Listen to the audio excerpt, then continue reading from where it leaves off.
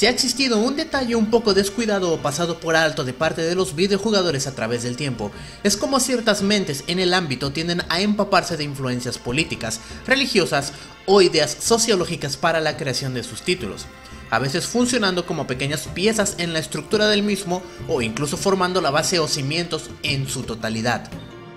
Claro que hoy en día podemos ver algunos de los más obvios ejemplos en la mayoría de los títulos con corte bélico, como lo es la saga de Modern Warfare con una historia basada en la ideología del terrorismo y contraterrorismo contemporáneo, así como otros que toman pizcas como Teslagrad en cuanto a su imagen distópica que se complementa con elementos del comunismo, sea involuntario o no.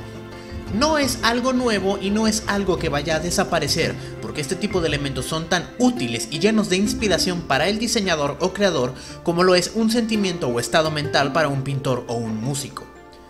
Pero entre tantas opciones, creencias y movimientos humanos, algo que se ha destacado por su enorme repetición es el gusto de ciertos diseñadores de Nintendo por el movimiento y causa de los mercenarios, siendo objeto de inspiración para una buena cantidad de personajes, no solo protagonistas, sino secundarios y hasta terciarios en varias de sus franquicias, lo que me hace reflexionar acerca de esto: ¿por qué Nintendo adora este tipo de características en un personaje?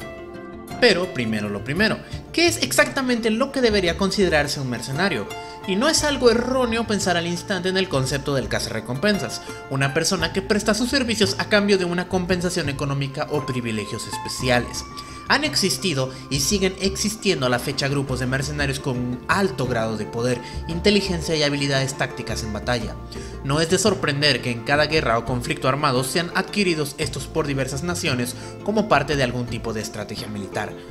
Sin embargo, es interesante ver cómo la imagen de tales cambia bastante con cada región del mundo. Los cazarrecompensas a menudo son vistos como simples asesinos a sueldo o personas sin corazón ni culpa en el campo de batalla, y es comprensible debido a la naturaleza sanguinaria con la cual los medios llevan su imagen en cada historia contada en nuestra parte del mundo, donde la palabra mercenario es casi un sinónimo de villano o maldad. Pero este concepto no podría estar más alejado de la realidad en lugares lejanos como lo es Japón y países aledaños, aquellos que también contaban con grupos letales, por supuesto. Pero sorpresivamente, también llegaron a contar con algunos que no luchaban por dinero o riquezas, sino el honor y la liberación de un pueblo asediado por la fiera invasión de un imperio que había sido corrompido por el poder y solo buscaba atender a las necesidades de la inminente globalización, dejando en segundo plano a un pueblo cada vez menos importante. A pesar de eso, no significa que tales no hayan cometido actos terribles e imperdonables, y en realidad en este tipo de conflictos es muy difícil juzgar lo negativo o positivo de sus resultados. Pero no eran tales actos, sino lo que conformaba en su totalidad lo que inspiraban aquello que se reconocía entre las personas, tales como su astucia, el hecho de que eran personas comúnmente solitarias o que confiaban solo en pocos, y sobre todo fieles a sus creencias e ideologías sin dejar de lado lo que creían era lo mejor para las personas. Y esta visión totalmente romantizada del guerrero mercenario antiguo es lo que sería una fuerte influencia para la escritura de cientos de historias en el Japón moderno. Claro que hoy en día encontramos muchas historias en todo el mundo donde existen este tipo de personajes idealizados como ejemplos a seguir debido a su actitud más centrada en lograr un fin sin pensar en los medios. Pero fue durante la época de los 70s en Japón y en adelante donde sus historias lograron romper con el arquetipo establecido del mercenario como uno de los personajes importantes y se colocó directamente en el del carácter central de la historia. Ejemplos hay por montones, y van desde el visionario y legendario Captain Harlock, pasando por Rurouni Kenshin o Berserk. En algún momento tal inspiración llegaría a los videojuegos, y nombres saltan al instante como Solid Snake de Metal Gear Solid o Cloud Strife de Final Fantasy VII.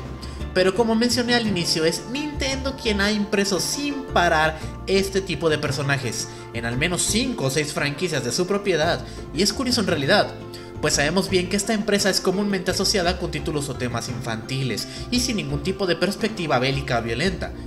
a pesar de las obvias referencias. Otros dirán que en realidad esto es un fallo recurrente en la originalidad o creatividad de sus escritores debido a la repetición de la misma fórmula. Y hay que ser sinceros, sí existen puntos en común entre ellos como para hacer que los detractores de tales franquicias se deleiten en su acierto. Pero es justamente estas características en común lo que puede hacer a un personaje divertido y muy icónico sabiendo combinar con un número de detalles y diferencias bien planeadas. Tomemos por ejemplo el caso más obvio de todos, Samus Aran, quien decidiese convertirse en cazarrecompensas al darse cuenta de las terribles decisiones que podía tomar la Federación Galáctica, con tal de llevar a cabo sus planes y hacerse con mayor poder y tecnología bajo el pretexto de proteger al pueblo. Muy similar a Captain Falcon, trabajador de la ley quien fuese traicionado cuando vieron en él un modelo a seguir lleno de honor y justicia, por lo tanto peligroso para las agencias corruptas que trabajaban en las sombras del gobierno.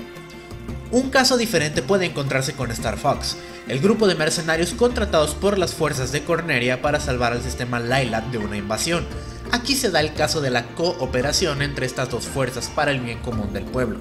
similar a los hechos recurrentes de la saga Fire Emblem. Y es que aquí es fácil de entender la elección de incluir a estos por la libertad con la cual pueden tomar decisiones de batalla, actuar e incluso rebelarse a una orden si no la creen viable para la misión. Una diferencia muy grande a juegos donde controlásemos un soldado bajo órdenes estrictas. Pero al final debemos retomar el camino, reflexionar y contestar a la pregunta: ¿por qué Nintendo ama a los mercenarios en los videojuegos? No solo son personajes divertidos de escribir, personajes con los cuales uno puede identificarse debido a la rebeldía que proveen respecto al sistema, pero al mismo tiempo la lealtad con la cual miran su historia, sus orígenes, el bien de su pueblo y la pasión con la cual defienden aquello en lo que creen, que enfocándose al buen camino terminan creando héroes que sobrepasan el nivel de un protagonista genérico. Nintendo en realidad puede fácilmente identificarse con estos mismos términos y patrón de comportamiento respecto a otras empresas. No es de extrañar. A la fecha esta es una de las pocas que se ha mantenido fiel al tipo de trabajos con los cuales comenzó, nos hizo crecer y nos hizo ver distintas realidades además de entretenernos. Solo basta con dar un vistazo al pasado y percatarse de la gran cantidad de empresas que han vendido su nombre a manos más poderosas, dejando caer innumerable cantidad de franquicias, de propiedades y de experiencias de lo que fuese una época dorada a un vacío sin fin. Y de la misma manera es bueno ver que aún existen otras empresas que tratan de hacer lo mismo, que cuentan con la terquedad y la fuerza de seguir de pie aún severamente heridos en batalla, tales como Konami o Square, quienes a pesar de las extrañas decisiones siguen siendo fieles a los nombres y el público que les vieran hacer. Tal vez no es lo mismo, pero el nombre se mantiene y se respeta. Quizá un mejor título hubiese sido ¿por qué algunos escritores aman a los mercenarios? Y es que mejor inspiración que la de un héroe que lo perdió todo, fuese traicionado por quienes confió y aún así se levanta para seguir luchando por su pueblo no puede existir. Y no me queda más que apuntar a uno de los detalles más curiosos respecto al tema. Alguien allá afuera ya habrá notado que son precisamente los títulos que hablan de historias de este tipo de personajes y cazarrecompensas legendarios, aquellos que siempre tratan de mantenerse en la misma línea y mecánicas desde el primer título hasta el más reciente. Espero y el video les haya gustado. No olviden dejar sus comentarios aquí debajo, darle manita arriba y suscribirse. Yo soy Daniel San y estamos en contacto.